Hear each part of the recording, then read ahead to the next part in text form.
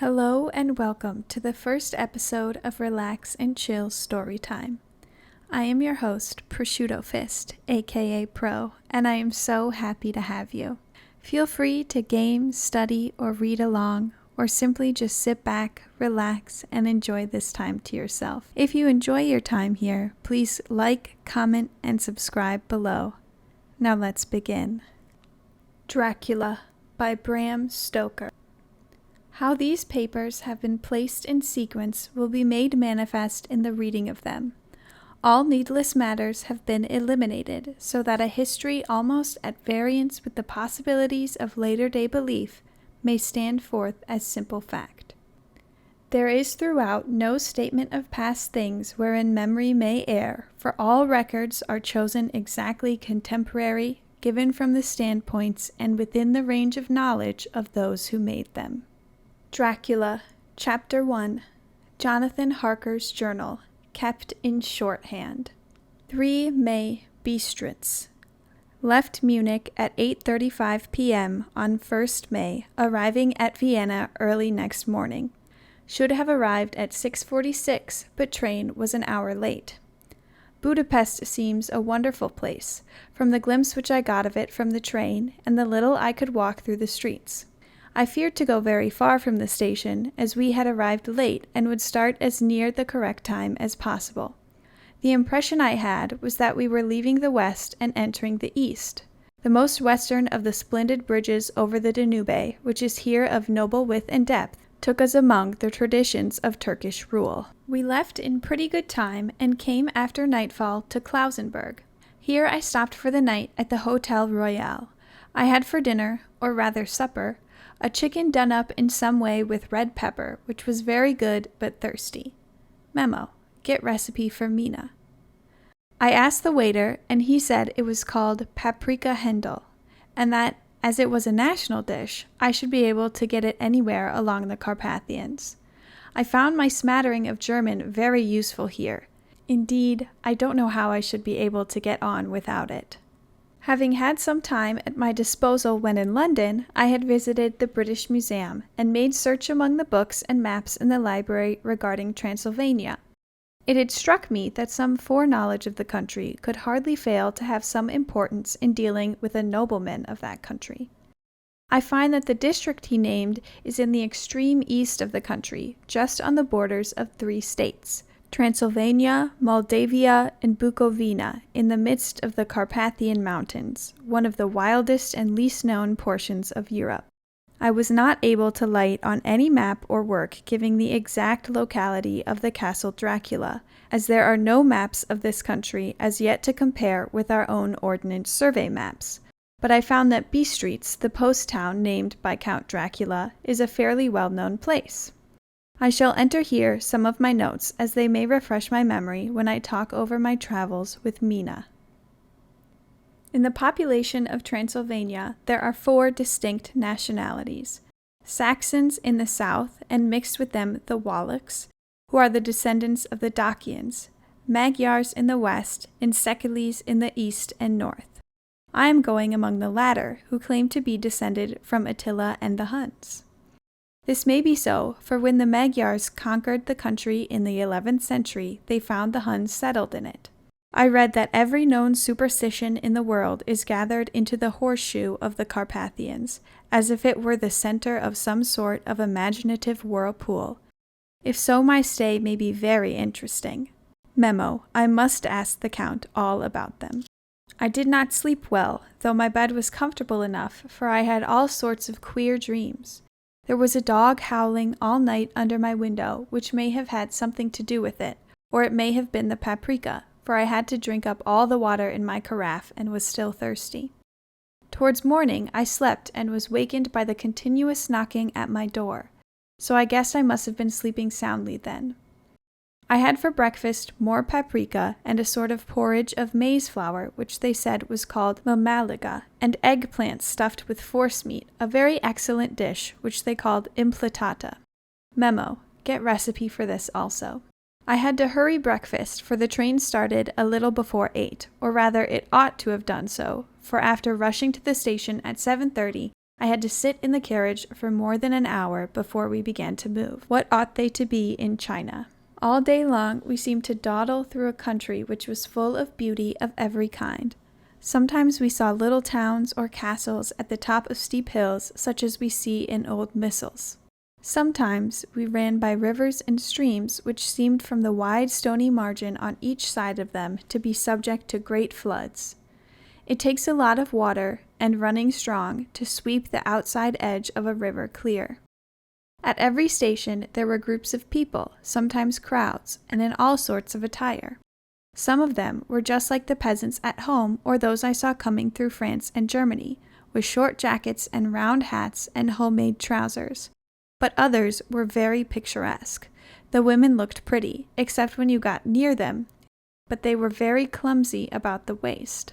They had all full white sleeves of some kind or other, and most of them had big belts with a lot of strips of something fluttering from them like the dresses in a ballet, but of course there were petticoats under them. The strangest figures we saw were the Slovaks, who were more barbarian than the rest, with their big cowboy hats, great baggy dirty white trousers, white linen shirts, and enormous heavy leather belts, nearly a foot wide, all studded over with brass nails. They wore high boots with their trousers tucked into them, and had long black hair and heavy black mustaches. They are very picturesque, but do not look prepossessing. On the stage they would be set down at once as some old band of brigands. They are, however, I am told, very harmless and rather wanting in natural self-assertion. It was on the dark side of twilight when we got to B Streets, which is a very interesting old place. Being practically on the frontier, for the Borgo Pass leads from it into Bukovina, it has had a very stormy existence, and it certainly shows the marks of it. 50 years ago, a series of great fires took place, which made terrible havoc on 5 separate occasions.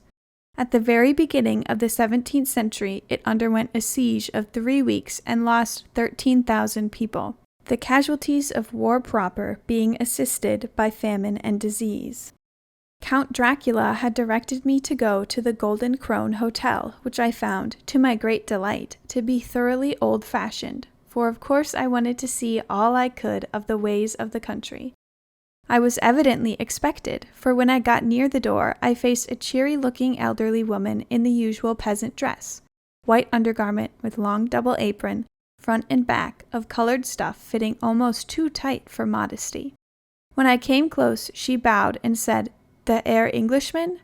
"Yes," I said, "Jonathan Harker." She smiled and gave some message to an elderly man in white shirt-sleeves, who had followed her to the door. He went, but immediately returned with a letter. Quote, "My friend, welcome to the Carpathians. I am anxiously expecting you. Sleep well tonight. At 3 tomorrow the diligence will start for Bukovina. A place on it is kept for you. At the Borgo Pass my carriage will await you and will bring you to me. I trust that your journey from London has been a happy one, and that you will enjoy your stay in my beautiful land. Your friend, Dracula." Unquote. 4 May. I found that my landlord had got a letter from the Count, directing him to secure the best place on the coach for me, but on making inquiries as to the details he seemed somewhat reticent, and pretended that he could not understand my German. This could not be true, because up to then he had understood it perfectly. At least, he answered my questions exactly as if he did. He and his wife, the old lady who had received me, looked at each other in a frightened sort of way. He mumbled out that the money had been sent in a letter, and that was all he knew. When I asked him if he knew Count Dracula and could tell me anything of his castle, both he and his wife crossed themselves, and saying that they knew nothing at all, simply refused to speak further. It was so near the time of starting that I had no time to ask anyone else, for it was all very mysterious and not by any means comforting. Just before I was leaving, the old lady came to my room and said in a very hysterical way, "Must you go? Oh, young heir, must you go?" She was in such an excited state that she seemed to have lost her grip of what German she knew, and mixed it all up with some other language which I did not know at all. I was just able to follow her by asking many questions. When I told her that I must go at once, and that I was engaged on important business, she asked again, "Do you know what day it is?" I answered it was the 4th of May. She shook her head as she said again, "Oh yes, I know that, but do you know what day it is?" On my saying that I did not understand, she went on. "It is the eve of St. George's Day. Do you not know that tonight, when the clock strikes midnight, all the evil things in the world will have full sway? Do you know where you are going and what you are going to?" She was in such evident distress that I tried to comfort her, but without effect. Finally, she went down on her knees and implored me not to go, at least to wait a day or two before starting. It was all very ridiculous, but I did not feel comfortable. However, there was business to be done, and I could allow nothing to interfere with it. I therefore tried to raise her up and said, as gravely as I could, that I thanked her, but my duty was imperative and that I must go. She then rose and dried her eyes, and taking a crucifix from her neck, offered it to me. I did not know what to do, for, as an English churchman, I have been taught to regard such things as in some measure adulterous, and yet it seemed so ungracious to refuse an old lady meaning so well and in such a state of mind. She saw, I suppose, the doubt on my face, for she put the rosary around my neck and said, "For your mother's sake," and went out of the room. I am writing up this part of the diary whilst I am waiting for the coach, which is, of course, late. And the crucifix is still round my neck. Whether it is the old lady's fear, or the many ghostly traditions of this place, or the crucifix itself, I do not know, but I am not feeling nearly as easy in my mind as usual. If this book should ever reach Mina before I do, let it bring my goodbye. Here comes the coach. 5 May. The Castle. The gray of the morning has passed, and the sun is high over the distant horizon, which seems jagged, whether with trees or hills I know not, for it is so far off that big things and little are mixed. I am not sleepy, and as I am not to be called till I awake, naturally I write till sleep comes. There are many odd things to put down, and lest who reads them may fancy that I dined too well before I left Bistreet's, let me put down my dinner exactly. I dined on what they called robber steak, bits of bacon, onion, and beef, seasoned with red pepper and strung on sticks and roasted over the fire in the simple style of the London cat's meat. The wine was golden Mediesque, which produces a queer sting on the tongue, which is, however, not disagreeable. I had only a couple glasses of this, and nothing else. When I got on the coach, the driver had not taken his seat, and I saw him talking with the landlady. They were evidently talking of me, for every now and then they looked at me, and some of the people who were sitting on the bench outside the door, which they called by a name meaning word-bearer, came and listened, and then looked at me, most of them pityingly. I could hear a lot of words often repeated, queer words, for there were many nationalities in the crowd. So I quietly got my polyglot dictionary from my bag and looked them out. I must say they were not cheering to me, for amongst them Ordog, Satan, Pokol, Hell, Strigoika, Witch, Rolka, and Vloklask, both of which mean the same thing, one being Slovak and the other Servian, for something that is either werewolf or vampire. Memo: I must ask the Count about these superstitions. When we started, the crowd round the inn door, which had by this time swelled to a considerable size, all made the sign of the cross and pointed 2 fingers toward me. With some difficulty, I got a fellow passenger to tell me what they meant. He would not answer at first, but on learning that I was English, he explained that it was a charm or guard against the evil eye. This was not very pleasant for me, just starting for an unknown place to meet an unknown man. But everyone seemed so kind-hearted and so sorrowful and so sympathetic that I could not but be touched. I shall never forget the last glimpse which I had of the inn-yard and its crowd of picturesque figures, all crossing themselves as they stood round the wide archway, with its background of rich foliage of oleander and orange trees in green tubs clustered in the center of the yard. Then our driver, whose wide linen drawers covered the whole front of the box seat, Gotza, they called them, cracked his big whip over his 4 small horses, which ran abreast, and we set off on our journey. I soon lost sight and recollection of ghostly fears in the beauty of the scene as we drove along. Although, had I known the language, or rather languages, which my fellow passengers were speaking, I might not have been able to throw them off so easily. Before us lay a green sloping land full of forests and woods, with here and there steep hills crowned with clumps of trees or with farmhouses, the blank gable end to the road. There was everywhere a bewildering mass of fruit blossom, apple, plum, pear, cherry, and as we drove by I could see the green grass under the trees spangled with the fallen petals. In and out amongst these green hills of what they call here the Mittelland ran the road, losing itself as it swept round the grassy curve or was shut out by the strangling ends of pine woods, which were here and there ran down the hillsides like tongues of flame. The road was rugged, but we still seemed to fly over it with a feverish haste. I could not understand then what the haste meant, but the driver was evidently bent on losing no time in reaching Borgo Prund. I was told that this road is in summertime excellent, but that it had not yet been put in order after the winter snows. In this respect, it is different from the general run of roads in the Carpathians, for it is an old tradition that they are not to be kept in too good order. Of old the hospodars would not repair them, lest the Turks should think that they were preparing to bring foreign troops, and so hasten the war, which was always really at loading point. Rose mighty slopes of forest up to the lofty steeps of the Carpathians themselves. Right and left of us they towered, with the afternoon sun falling full upon them and bringing out all the glorious colors of this beautiful range. Deep blue and purple in the shadows of peaks, green and brown where grass and rock mingled, and an endless perspective of jagged rocks and pointed crags, till these themselves were lost in the distance, where the snowy peaks rose grandly. Here and there seemed mighty rifts in the mountains, through which, as the sun began to sink, we saw now and again the white gleam of falling water. One of my companions touched my arm as we swept around the base of a hill and opened up the lofty snow-covered peak of a mountain, which seemed, as we wound on our serpentine way, to be right before us. "Look! Isten Sek, God's seat," as he crossed himself reverently.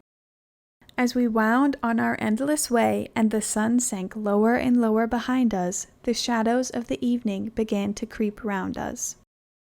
This was emphasized by the fact that the snowy mountaintop still held the sunset and seemed to glow out with a delicate cool pink. Here and there we passed Czechs and Slovaks all in picturesque attire, but I noticed that goiter was painfully prevalent.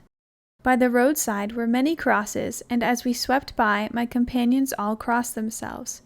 Here and there was a peasant man or woman kneeling before a shrine, who did not even turn round as we approached, but seemed in the self-surrender of devotion to have neither eyes nor ears for the outer world. There were many things new to me, for instance, hay-ricks in the trees, and here and there very beautiful masses of weeping birch, their white stems shining like silver through the delicate green of the leaves. Now and again we passed a leader wagon, the ordinary peasant's cart, with its long snake-like vertebra, calculated to suit the inequalities of the road. On this were sure to be seated quite a group of homecoming peasants, the Czechs with their white and the Slovaks with their colored sheepskins, the latter carrying lance-fashion their long staves, with axe at end.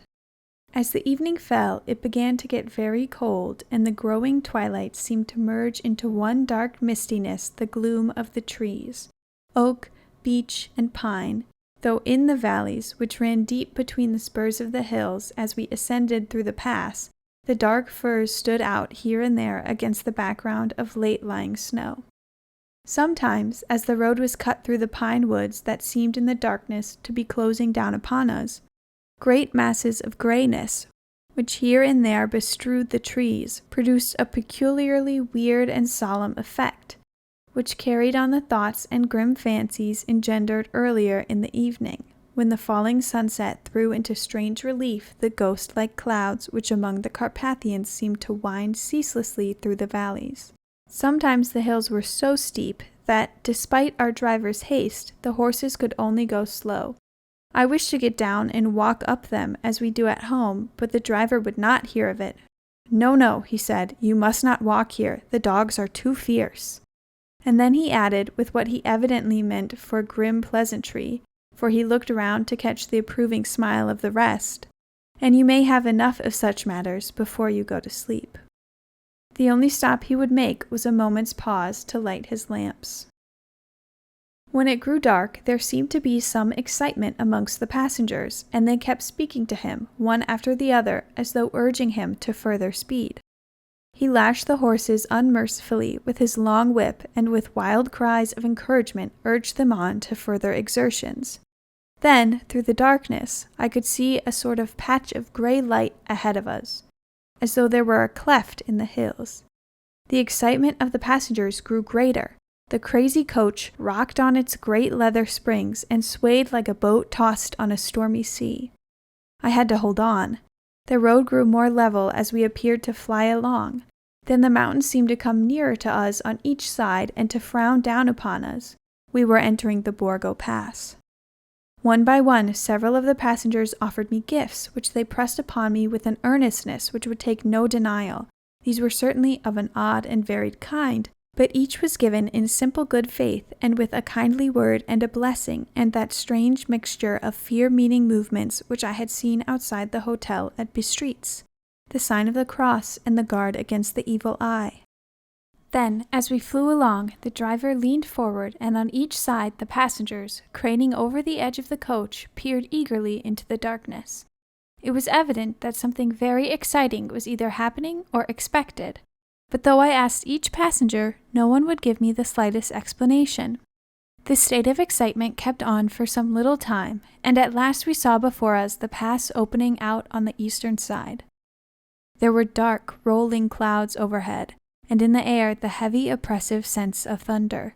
It seemed as though the mountain range had separated two atmospheres, and that now we had got into the thunderous one. I was now myself looking out for the conveyance which was to take me to the Count. Each moment I expected to see the glare of lamps through the blackness, but all was dark. The only light was the flickering rays of our own lamps, in which the steam from our hard-driven horses rose in a white cloud. We could see now the sandy road lying white before us, but there was on it no sign of a vehicle. The passengers drew back with a sigh of gladness which seemed to mock my own disappointment. I was already thinking what I had best do, when the driver, looking at his watch, said to the others something which I could hardly hear, it was spoken so quietly and in so low a tone. I thought it was an hour less than the time. Turning to me, he said in German, worse than my own, "There is no carriage here. The Herr is not expected after all. He will now come on to Bukovina and return tomorrow or the next day, better the next day." Whilst he was speaking, the horses began to neigh and snort and plunge wildly, so that the driver had to hold them up. Then, amongst a chorus of screams from the peasants and a universal crossing of themselves, a caleche with 4 horses drove up behind us, overtook us, and drew up beside the coach. I could see from the flash of our lamps, as the rays fell on them, that the horses were coal-black and splendid animals. They were driven by a tall man with a long brown beard and a great black hat, which seemed to hide his face from us. I could only see the gleam of a pair of very bright eyes, which seemed red in the lamplight, as he turned to us. He said to the driver, "You are early tonight, my friend." The man stammered in reply. The English air was in a hurry, to which the stranger replied, "That is why, I suppose, you wish him to go on to Bukovina. You cannot deceive me, my friend. I know too much, and my horses are swift." As he spoke, he smiled, and the lamplight fell on a hard-looking mouth, with very red lips and sharp-looking teeth as white as ivory. One of my companions whispered to another the line from Burger's Lenore, "Denn die Toten reiten schnell," for the dead travel fast. The strange driver evidently heard the words, for he looked up with a gleaming smile. The passenger turned his face away, at the same time putting out his 2 fingers and crossing himself. "Give me the Herr's luggage," said the driver, and with exceeding alacrity my bags were handed out and put in the caleche. Then I descended from the side of the coach as the caleche was close alongside, the driver helping me with a hand which caught my arm in a grip of steel. His strength must have been prodigious. Without a word he shook his reins, the horses turned, and we swept into the darkness of the pass. As I looked back, I saw the steam from the horses of the coach by the light of the lamps, and projected against it the figures of my late companions crossing themselves. Then the driver cracked his whip and called to his horses, and off they swept on their way to Bukovina. As they sank into the darkness, I felt a strange chill, and a lonely feeling came over me. But a cloak was thrown over my shoulders and a rug across my knees, and the driver said in excellent German, "The night is chill, mine Herr, and my master the Count bade me take all care of you. There is a flask of Slivovitz, the plum brandy of the country, underneath the seat, if you should require it." I did not take any, but it was a comfort to know it was there all the same. I felt a little strangely, and not a little frightened. I think had there been any alternative, I should have taken it, instead of prosecuting that unknown night journey. The carriage went at a hard pace straight along. Then we made a complete turn and went along another straight road. It seemed to me that we were simply going over and over the same ground again, and so I took note of some salient point and found that this was so. I would have liked to have asked the driver what this all meant, for I thought that, placed as I was, any protest would have had no effect in case there had been an intention to delay. By and by, however, I was curious to know how time was passing. I struck a match, and by its flame looked at my watch. It was within a few minutes of midnight. This gave me a sort of shock, for I supposed the general superstition about midnight was increased by my recent experiences. I waited, with a sick feeling of suspense. Then a dog began to howl somewhere in a farmhouse far down the road, a long, agonized wailing, as if from fear. The sound was taken up by another dog, and then another, and another, till, borne on the wind which now sighed softly through the pass, a wild howling began, which seemed to come from all over the country, as far as the imagination could grasp it through the gloom of the night. At the first howl, the horses began to strain and rear, but the driver spoke to them soothingly, and they quieted down, but shivered and sweated as though after a runaway from a sudden fright. Then, far off in the distance, from the mountains on each side of us, began a loud and a sharper howling, that of wolves, which affected both the horses and myself in the same way, for I was minded to jump from the caleche and run, whilst they reared again and plunged madly, so that the driver had to use all his great strength to keep them from bolting. In a few minutes, however, my own ears got accustomed to the sound, and the horses so far became quiet that the driver was able to descend and to stand before them. He petted and soothed them, and whispered something in their ears, as I have heard of horse-tamers doing, and with extraordinary effect, for under his caresses they became quite manageable again, though they still trembled. The driver again took his seat, and shaking his reins, started off at a great pace. This time, after going to the far side of the pass, he suddenly turned down a narrow roadway which ran sharply to the right. Soon we were hemmed in with trees, which in places arched right over the roadway till we passed as through a tunnel, and great frowning rocks guarded us boldly on either side. Though we were in shelter, we could hear the rising wind, for it moaned and whistled through the rocks, and the branches of the trees crashed together as we swept along. It grew colder and colder still, and fine, powdery snow began to fall, so that soon we and all around us were covered with a white blanket. The keen wind still carried the howling of the dogs, though this grew fainter as we went on our way. The baying of the wolves sounded nearer and nearer, as though they were closing round on us from every side. I grew dreadfully afraid, and the horses shared my fear. The driver, however, was not in the least disturbed. He kept turning his head to left and right, but I could not see anything through the darkness. Suddenly, away on our left, I saw a faint flickering blue flame. The driver saw it at the same moment. He at once checked the horses, and jumping to the ground, disappeared into the darkness. I did not know what to do, the less as the howling of the wolves grew closer. But while I wondered, the driver suddenly appeared again, and without a word took his seat, and we resumed our journey. I think I must have fallen asleep and kept dreaming of the incident, for it seemed to be repeated endlessly, and now looking back, it is like a sort of awful nightmare. Once the flame appeared so near the road that even in the darkness around us I could watch the driver's motion. He went rapidly to where the blue flame arose. It must have been very faint, for it did not seem to illumine the place around it at all, and gathering a few stones formed them into some device. Once there appeared a strange optical effect when he stood between me and the flame. He did not obstruct it, for I could see its ghostly flicker all the same. This startled me, but the effect was only momentary. I took it that my eyes deceived me, straining through the darkness. Then for a time there were no blue flames, and we sped onwards through the gloom, with the howling of the wolves around us as though they were following in a moving circle. At last there came a time when the driver went further afield than he had yet gone, and during his absence the horses began to tremble worse than ever and to snort and scream with fright. I could not see any cause for it, for the howling of the wolves had ceased altogether, but just then the moon, sailing through the black clouds, appeared behind the jagged crest of a beetling pine-clad rock, and by its light I saw around us a ring of wolves, with white teeth and lolling red tongues, with long, sinewy limbs and shaggy hair. They were 100 times more terrible in the grim silence which held them than even when they howled. For myself, I felt a sort of paralysis of fear. It is only when a man feels himself face to face with such horrors that he can understand their true import. All at once the wolves began to howl as though the moonlight had some sort of peculiar effect on them. The horses jumped about and reared and looked helplessly round with eyes that rolled in a painful way to see.